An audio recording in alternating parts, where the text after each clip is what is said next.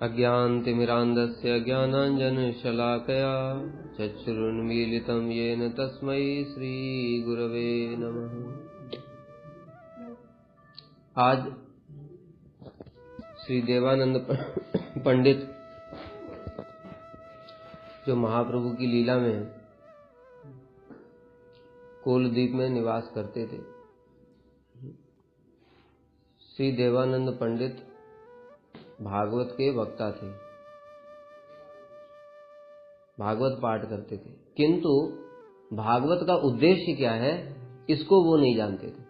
भागवत का उद्देश्य क्या है? भागवत का उद्देश्य क्या है?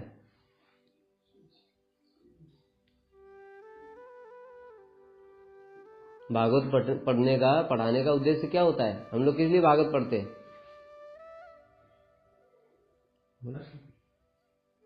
कृष्ण प्रेम प्राप्ति के लिए, सेवा के लिए। भागवत का द्वितीय मंगलाचरण श्लोक क्या बता रहा है? धर्म प्रोज्यत कैतवोत्र परमो निर्मत्सराणाम सताम वेद्यम वास्तवम अत्र वस्तु शिवदम तापत्रयोन्मूलनम। श्रीमद् भागवते महामुनि कृते किंवा परेरीश्वर सद्यो हृदय अवरुध्यते अत्र कृतभि शुश्रूषुभि तत्क्षणात्। ये जो श्रीमद् भागवत है इसमें एक धर्म का वर्णन है। कौन से धर्म का? वो धर्म जो है धर्म अर्थ काम मोक्ष चारों से ऊपर है। क्या है फिर? चारों से ऊपर क्या होता है? भक्ति, प्रेम, सेवा, ये चारों से ऊपर होती है। तो श्रीमद् भागवत का प्रयोजन क्या है? भगवान की सेवा। इसलिए जो श्रीमद् भागवत का पढ़ने का प्रयोजन जो है वो है भगवान की सेवा। चारों प्रकार की मुक्ति नहीं है। श्रीमद् भागवत में भगवान कपिल देव माता देवहूति से कह रहे हैं, सालोक्य साष्टि सारूप्य सामीप्य एकत्वम अप्युत दीयमानम न गृह्णन्ति विना मत सेवनम जना। हे माता, जो मेरे भक्त होते हैं वो मैं उनको अगर सालोक्य मुक्ति जो है वो ज्ञानी और योगियों की हो गई, नहीं, सायुज्य मुक्ति हो गई ज्ञानी और योगियों की, ये मुक्ति। और उसके अलावा 4 वैकुंठ की मुक्ति होती है। हमने लिखाया क्या? अभी लिखवाएंगे, चलो बाद में। 4 प्रकार की मुक्ति होती, वैकुंठ की मुक्ति, सालोक्य साष्टि सारूप्य सामीप्य। तो भगवान कह रहे हैं कि ये 5 प्रकार की मुक्ति मैं उनको देना चाहता हूं, पर वो ग्रहण नहीं करते। क्या फिर क्या चाहते हैं वो चाहते हैं मत सेवनम जना, मेरी सेवा चाहते हैं। उसके अतिरिक्त वो और कोई मुक्ति भी नहीं चाहते। वृत्रासुर क्या प्रार्थना कर रहे हैं? वृत्रासुर प्रार्थना कर रहे हैं, न नाक पेष्टम न पारमेष्टम न सार्वभौमम न रसाधिपत्यम न योग सिद्धि अपुनर्भवम वा समंजस त्वा विरह कांच। मुझे स्वर्ग नहीं चाहिए, मुझे ब्रह्मा जी का पद नहीं चाहिए, न सार्वभौमम सारी पृथ्वी का एक छत्र साम्राज्य भी नहीं चाहिए, रसाधिपत्यम रसातल का सुतल अतल वितल सुतल लोक इत्यादि इनमें बहुत ऐश्वर्य है। सुतल लोक में सुनते हैं जहाँ बलि महाराज रहते हैं उसका ऐश्वर्य इंद्र से भी अधिक है, वो भी नहीं चाहिए। न योग सिद्धि अणिमा लगिमा महिमा 8 सिद्धियां होती हैं जिनके लिए योगी लोग बड़ी बड़ी ठंड में हिमालय में बिना कपड़े के तपस्या करते हैं, वो भी नहीं चाहिए। अपुनर्भवम मतलब मुक्ति। पुनर्भव का मतलब होता है इसी ब्रह्मांड में, लेकिन अपुनर्भव मुक्ति भी नहीं चाहिए। तो भक्तों की ऐसी प्रार्थना होती है। इसलिए भागवत का उद्देश्य क्या है? प्रेम, सेवा, जिसमें महाप्रभु ने इसलिए इसको क्या बोला? श्रीमद् भागवतम प्रमाणम अमलम। ठीक है, श्रीमद् भागवत ही अमल प्रमाण है। अमल प्रमाण का मतलब इसमें मुक्तियों की भी कहीं बात नहीं है। परमो निर्मल शरणम, परम साधुओं के लिए है। ठीक है, शिवदम तापत्रयोन्मूलनम, यह तीनों तापों को नष्ट करने वाला है, परम कल्याणकारी है। और इसके सद्यो हृदय अवरुध्यते अत्र कृतभि शुश्रूषुभि तत्क्षणात्। जो सुनने की इच्छा भी करता है श्रीमद् भागवत को, उसके हृदय में आकर के भगवान बस जाते हैं। ये है श्रीमद् भागवत का फल है ये। ठीक है, किंतु ये जो देवानंद पंडित है ये भागवत वक्ता है। भागवत वक्ता होने पर भी भागवत का अर्थ क्या है इसको नहीं जानते, क्योंकि ये क्या चाहते हैं पता है? मुक्ति है, मुक्तिकामी है ये। कहने का तात्पर्य क्या है कि अपने आप पढ़ने से भागवत का अर्थ समझ में नहीं आएगा। नायमात्मा प्रवचनेन लभ्यो न मेधया न बहुना श्रुतिन। ब्राह्मण है ये, पंडित, ठीक है, इनके पांडित्य है, शास्त्र का ज्ञान भी है, लेकिन यमे वैस वृणते ते लभ्य, भगवान ने इन पर कृपा नहीं की, इसलिए क्या है, इनको प्रकाशित ही नहीं हुआ भागवत। भागवत प्रकाशित नहीं हुआ, इसलिए भागवत पढ़कर भी मुक्ति चाहते। कितने दुर्भाग्य का विषय। इसलिए महाप्रभु ने क्या बोला, जाओ भागवत पढ़ो वैष्णव स्थाने। तो भागवत का वास्तविक तात्पर्य क्या है, जब वैष्णवों के पास जाकर के सुनोगे तब समझ में आएगा। इसका भी दूसरा उदाहरण देता हूं। देखो, जब महाप्रभु चतुर्मास के समय में श्रीरंगम में गए, ठीक है, उस समय वेंकट भट्ट के यहाँ रुके। 3 भाई थे, प्रद्युम्न भट्ट, वेंकट भट्ट और क्या नाम था तीसरे का, भूल गया मैं। चलो जो भी हो, नाम में क्या है। 3 भाई थे ये, और तीनों श्री संप्रदाय में दीक्षित थे। और जो वेंकट भट्ट थे उनके पुत्र का नाम था गोपाल भट्ट गोस्वामी, उनके पुत्र हैं। और जो प्रबुद्ध भट्ट थे बाद में वही प्रबोधानंद सरस्वती के नाम से विख्यात हुए, ठीक है। तो ये पहले सब श्री संप्रदाय में दीक्षित थे, किंतु जब महाप्रभु वहां पर गए और महाप्रभु इनके यहाँ पर रहते थे, इन लोगों ने महाप्रभु की बड़ी सेवा करी। तो कुछ दिन तक तो महाप्रभु कुछ नहीं बोले। उसके बाद एक दिन महाप्रभु ने कहा कि वेंकट, अगर ये जो तुम्हारी जो लक्ष्मी देवी हैं ये तो बड़ी पतिव्रता है, तो ये कृष्ण के पास क्या करने के लिए गई थी जब रासलीला चल रही थी? वैकुंठ में नारायण रहते हैं, ये उनकी पत्नी है, बहुत पतिव्रता है, ये तो सबको पता है, लेकिन अपने पति को छोड़ करके ये ब्रज में क्या करने गई थी? ये तो ठीक है। तो वेंकट भट्ट बोले, प्रभु इसमें कौन सी बड़ी बात है, क्योंकि जो नारायण है वही कृष्ण है, तो तत्वगत तो कोई भेद नहीं है, इसलिए जो पतिव्रता में इसमें तो कोई दोष नहीं होता, ठीक है। ऐसे बोला तो वेंकट भट्ट ने बोल दिया ऐसे। तो महाप्रभु बोले, अच्छा ये बताओ, तुमने जो बोला वो तो बात ठीक है, कोई दोष नहीं होता क्योंकि कृष्ण ही नारायण है। फिर ये बताओ कि जब गोपियां थीं, जब रासलीला में कृष्ण अंतर्धान हो गए और कृष्ण ने जब चतुर्भुज नारायण रूप धारण कर लिया, तो गोपियों उनकी तरफ आकर्षित क्यों नहीं हुई? अब तो जो है वेंकट भट्ट का कोई उत्तर नहीं, तो वो बोले कि प्रभु मैं बद्ध जीव। और ये इतनी गूढ़ बातें कभी हमने तो सोची भी नहीं दिमाग में कि इस प्रकार से भी कुछ हो सकता है कि भाई गोपियों ने जब नारायण के रूप में कृष्ण को ही देखा, कृष्ण ही नारायण बन गए, चतुर्भुज शंख चक्र गदा पद्म धारण कर लिया, तो गोपियों ने उनको प्रणाम करा कि प्रभु आपको प्रणाम है, आपने हमारे कृष्ण को कहीं देखा? उनकी तरफ कोई आकर्षित नहीं हुई। नारायण लक्ष्मी देवी के सेव्य, सारा जगत उनकी तरफ सौंदर्य से आकर्षित है, लेकिन गोपियां आकर्षित नहीं हुई। उन्होंने तो उनको प्रणाम कर लिया और कहा कृष्ण का पता पूछ रही हैं, वो तो उनकी तरफ लेस मात्र भी आकर्षित नहीं। और लक्ष्मी देवी उल्टा वैकुंठ छोड़ करके बेलवन में तपस्या कर रही। और महाप्रभु ने एक श्लोक बोल दिया, कस्यानुभावो अस्य न देव विद्महे तवांग्रि रेणु स्पर्शाधिकारः यद वांछया श्री ललना चरत तपो विहाय कामं सुचिरं धृतवता। जब कालिया के फन पर भगवान नृत्य कर रहे, उस समय जो उसकी पत्नियां हैं, नाग पत्नियां, वो स्तुति कर रही। इसलिए हम लोग कहते हैं जय द्विज पत्नी जय नाग कन्यागण, क्योंकि नाग पत्नियां कृष्ण की परम भक्त थी। तो वे स्तुति कर रही हैं, कह रही कस्यानुभावस्य, इसका क्या भाग्य है, तवांग्रि रेणु स्पर्शाधिकार, इसको आपकी चरण रेणु प्राप्त हो गई, इसने ऐसा कौन सा ऐसा कर्म किया? यद वांछया श्री, जिसकी कामना तो स्वयं लक्ष्मी देवी करती हैं, और उसको प्राप्त करने के लिए, आपकी चरण रेणु को प्राप्त करने के लिए लक्ष्मी देवी वैकुंठ छोड़ करके यहाँ ब्रज में बेलवन में कठोर तपस्या कर रही हैं। फिर भी उनको मिली नहीं, वही कालिया को फ्री में ही मिल गई। ऐसे नागपत्नियां स्तुति कर रही हैं। तो जब ये बात बोली महाप्रभु ने, तो वेंकट भट्ट बोले क्या ये श्लोक भागवत का ही है? देखो उससे पहले भी उन्होंने भागवत कितनी बार पढ़ी, सब पढ़ा, किंतु उसके मतलब को समझ पाए क्या? सारे पंडित इस बात को पढ़ते हैं, लेकिन ये समझ पाते हैं कि लक्ष्मी देवी से गोपियों की कितनी महिमा अधिक है? कौन नहीं पढ़ता? ये सब पढ़ते हैं। जैसे हमने अभी गुरु जी की तिथि में बताया था ना, श्रील गुरुदेव की तिथि में, कि देखो स्वयं गोकुल के ही पंडित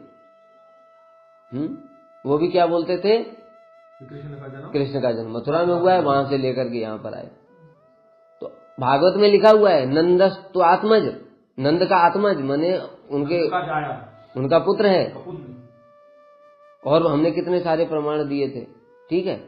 भागवत में कितने सारे प्रमाण है। पशुपांग जाय सात अदृश्यता अनुजा विष्णु, विष्णु की छोटी बहन, इतने सारे प्रमाण सबने पढ़े तो भागवत में, लेकिन क्या समझ पाए कभी कि कृष्ण का जन्म गोकुल में हुआ? नहीं समझ पाए। क्यों? नायमात्मा प्रवचनेन लभ्यो, प्रवचन से, पांडित्य से, शास्त्र पढ़ने से, न श्रुतेन, श्रुतेन मतलब शास्त्र, सारे शास्त्र पढ़ने से भी तुम भगवान को समझ नहीं सकते। कैसे समझोगे? जब महाप्रभु ने वेंकट भट्ट के ऊपर कृपा की, तब समझ में आया उनको। जब हमारे श्रील गुरुदेव ने इन पंडों पर कृपा की, ब्रज के पंडों पर, तब उनको कृष्ण तत्व तो समझ में आया। नहीं तो ये बड़े बड़े पंडे ऐसे हैं, वो संस्कृत में ही मंगलाचरण करते हैं, संस्कृत में ही बोलते हैं पूरा। संस्कृत में अगर उनको बोल दो तो 10 मिनट में पूरी संस्कृत की कविता बना देंगे। ऐसे ऐसे पंडित जी हैं वहाँ। वासुदेव चतुर्वेदी नाम के एक पंडित थे, वो उन्होंने स्टेज पर बैठे बैठे गुरुदेव की महिमा में अष्टक बना दिया, बैठे बैठे। हाँ, अष्टक लिख देते थे वो। इतने बड़े बड़े पंडित थे, परंतु भागवत के अर्थ को नहीं समझ पाए। क्यों? जाओ भागवत पढ़ो वैष्णव स्थान। इसलिए भागवत का तात्पर्य मुक्ति नहीं है। क्या है? भक्ति, सेवा, प्रेम। इस चीज को देवानंद पंडित नहीं जानते थे। भागवत पाठ करते थे मुक्ति प्राप्त करने के लिए। दूसरा नैष्ठिक, परंतु ब्रह्मचारी थे, पूरा इंद्रियों का संयम करते थे, ठीक है?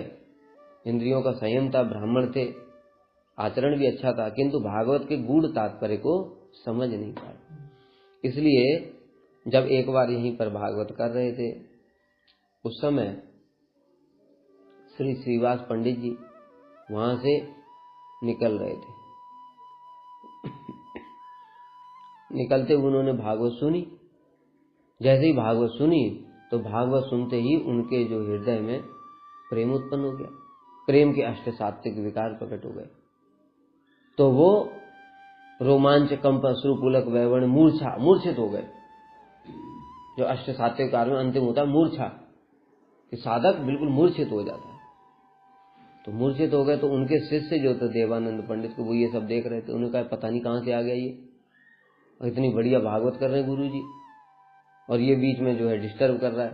इसलिए उनको उठा करके ले जा करके और बाहर कर आए। ये देवानंद पंडित ये बातें देख रहे थे।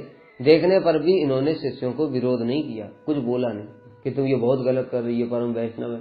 क्यों? क्योंकि वैष्णव तत्व को नहीं जानते, क्योंकि वैष्णवों के माध्यम से भागवत श्रवण नहीं की। इसलिए देखो दो भागवत होते हैं, एक होते ग्रंथ भागवत, एक होते भक्त भागवत, ठीक है? एक ग्रंथ भागवत और दूसरे भक्त भागवत। जो ग्रंथ भागवत को मानता है किंतु भक्त भागवत को नहीं मानता, भगवान उसको कभी भी स्वीकार नहीं कर सकते। इसका उदाहरण क्या है अभी आगे बताएंगे। ग्रंथ भागवत से भी भक्त भागवत की महिमा बहुत अधिक है। लिखो ग्रंथ भागवत, भक्त भागवत, ठीक है? ग्रंथ भागवत से भी भक्त भागवत की महिमा बहुत अधिक है। कैसे समझना, फिर अपने आप लिखना बाद में। जो ग्रंथ भागवत है, जब जैसे मैंने अभी श्लोक बताया, कस्यानुभाव से न वेद विदमय, ये ग्रंथ भागवत जब तुम पढ़ रहे हो तो क्या ये श्लोक अपने आप को बताएगा कि इसमें क्या महिमा है? वेंकट भट्ट तो इस श्लोक पढ़ा था ये, लेकिन पढ़कर भी समझ पाए नहीं समझ पाए। तो उसको प्रकाशित कौन करेगा? भक्त भागवत। तो ग्रंथ भागवत अपने आप को, अपने अर्थ को बताएगा नहीं। तुमको कुछ भागवत पढ़ते पढ़ते कुछ समझ में नहीं आ रहा है, डाउट हो गया, तो ग्रंथ भागवत साक्षात प्रकट होकर के बोलेंगे अरे मेरा तो ये अर्थ है? नहीं बोलेंगे ना। कौन बोलेगा? भक्त भागवत बोलेगा। दूसरा, जो ग्रंथ भागवत है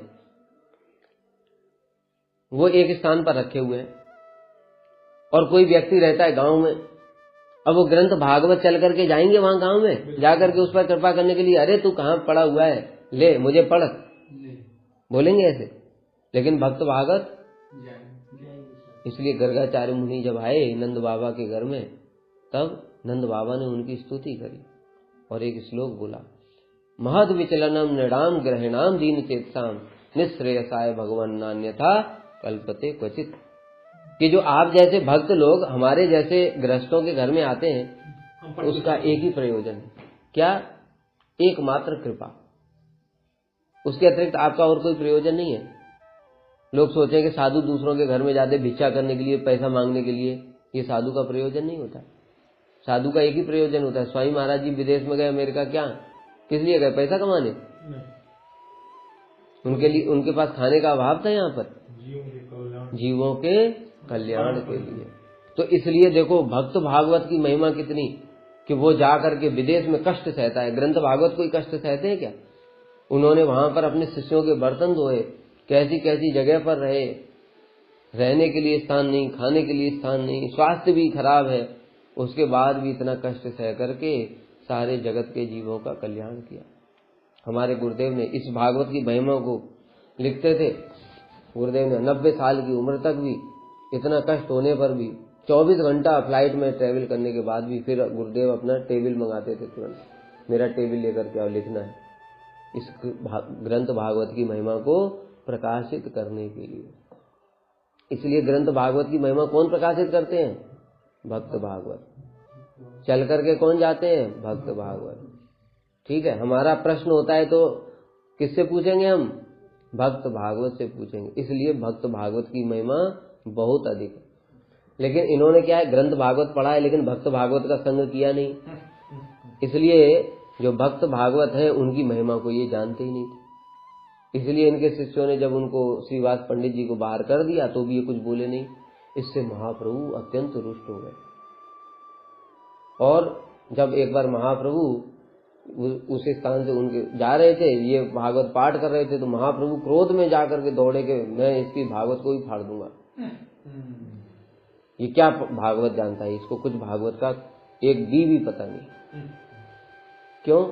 क्योंकि श्रीवास पंडित जी का उसने क्या किया?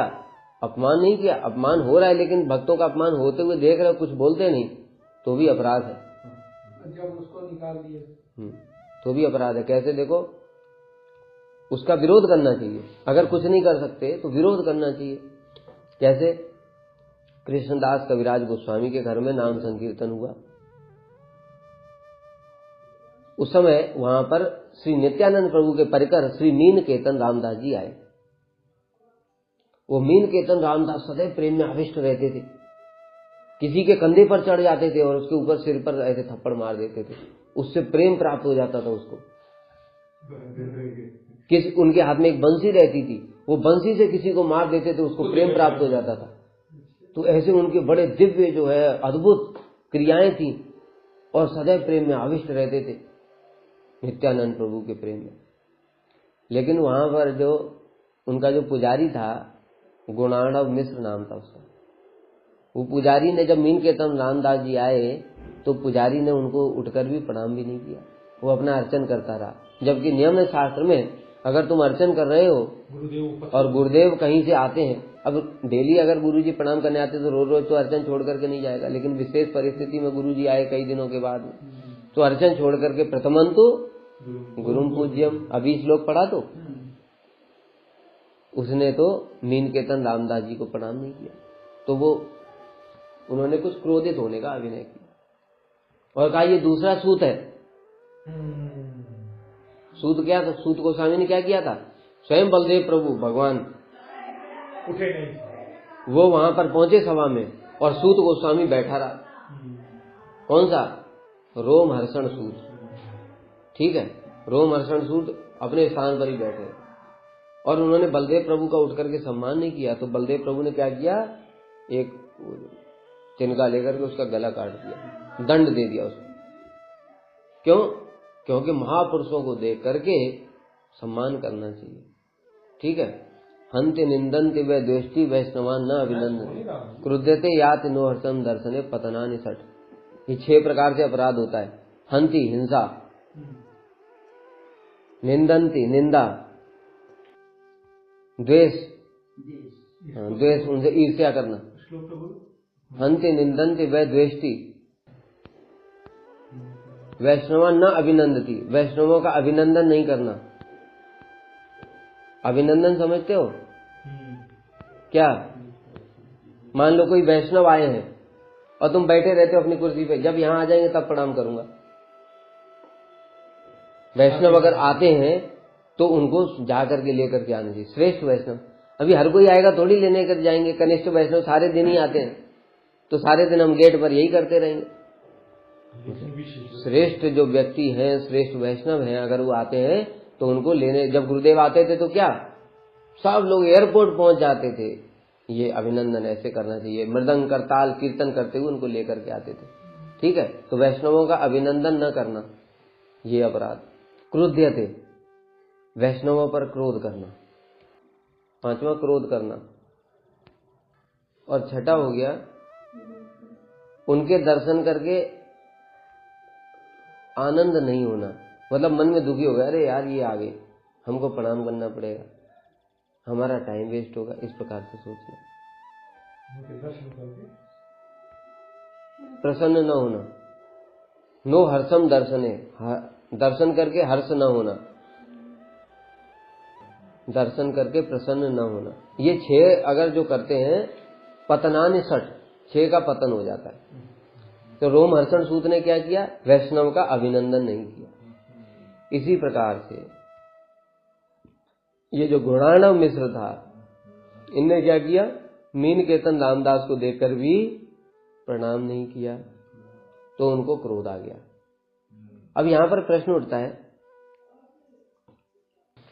कि मीनकेतन रामदास जब प्रेम की अवस्था में, इतनी उच्च अवस्था में महाभागवत है, तो उनको तो अपने मान सम्मान की कोई परवाह ही नहीं होती, फिर उनको खराब क्यों लगा, फिर उनको खराब क्यों लगा। महाभागवतों को तो मान सम्मान से ऊपर उठते हैं, परमहंस होते हैं वो, और इनकी जैसी अवस्था है कि जिसको बंसी से मार देते हैं उसको प्रेम मिल जाता है, तो ऐसी अवस्था में फिर उनको खराब क्यों लगा, बताओ जरा, बताओ क्यों खराब लगा।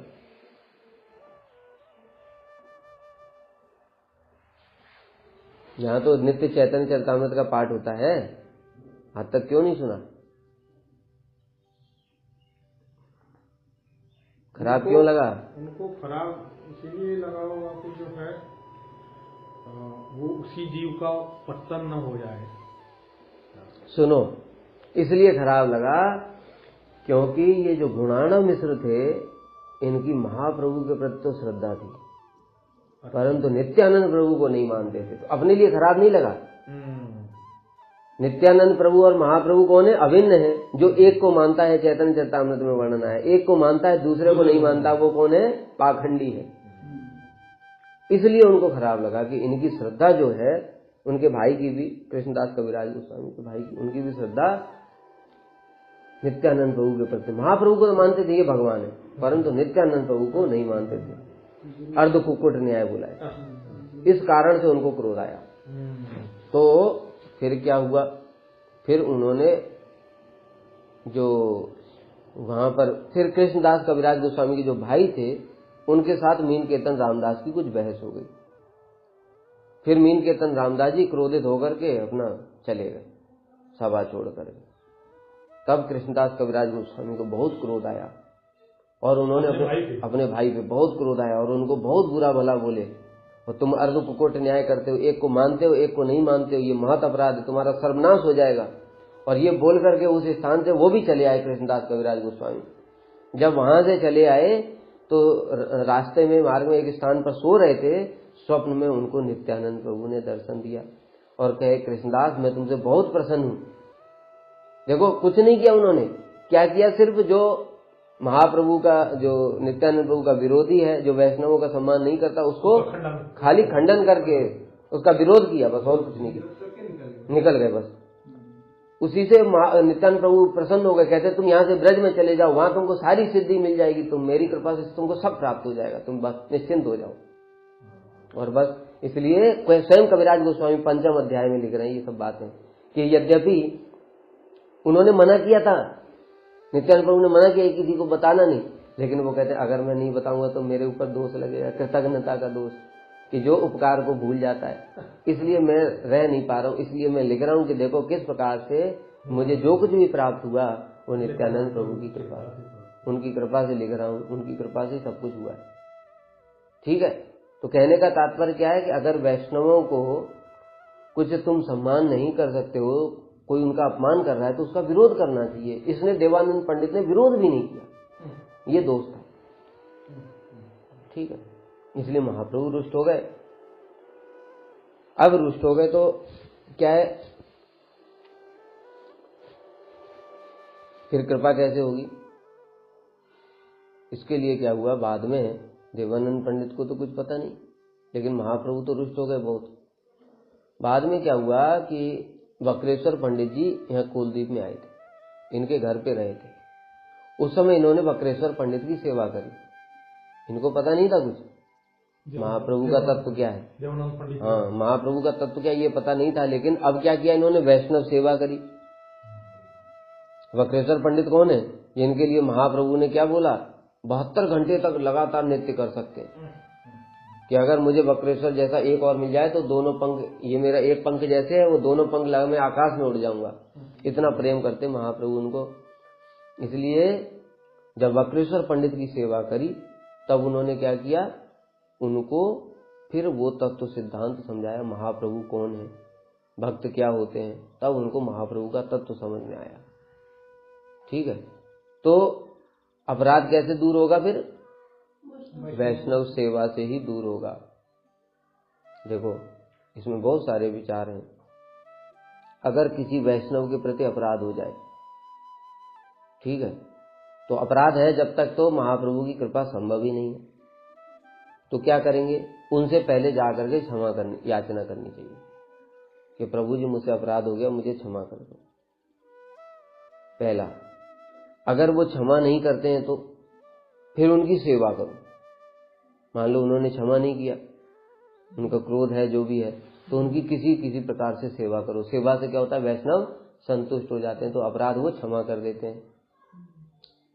अगर फिर भी नहीं हुआ, मान लो वैष्णव अप्रकट हो गए, तुमने अपराध कर दिया, वैष्णव अप्रकट हो गए, या फिर कहीं दूर चले गए, या तुमको पता ही नहीं चला कि अपराध हो गया है, लेकिन तुम्हारी चित्त वृत्ति बदल गई, काम क्रोध मोह लोभ जागृत हो गया हृदय में, भजन में मन नहीं लगता है, इसका मतलब अपराध हो गया कहीं। तब क्या करोगे, अब तुमको ये भी नहीं पता किसके चरणों में अपराध हुआ, क्षमा किससे मांगे, सेवा किसकी करें, तो फिर है तीसरा उपाय, रोते हुए हरिनाम करें। ये उपाय, वैष्णव सेवा से सबसे जल्दी अपराध नष्ट हो जाते हैं। इसलिए बताया, बार बार कहते हैं कि अनर्थ भी दूर होंगे वैष्णव सेवा से, अपराध भी दूर होंगे वैष्णव सेवा से। वैष्णव सेवा करो, ठीक है। ये पांडित्य सीखने का प्रयोजन क्या है, ये पांडित्य सीखने का प्रयोजन गुरु जी की सेवा है, वैष्णव सेवा है। इसका प्रयोजन देवानंद पंडित की तरह बहुत बड़े बड़े भाषण देना नहीं है, इस बात को समझना। ये हम लोग क्यों सीख रहे हैं कि हमको ठीक ठीक शास्त्र की जानकारी हो, उससे क्या हो, वैसे ही आचरण करें। शास्त्र में क्या क्या लिखा है हमको वैसे ही आचरण करना है, ठीक है ना, इसके लिए हम लोग शास्त्र सीखते हैं। तो इन्होंने वक्रेश्वर पंडित जी का सेवा किया।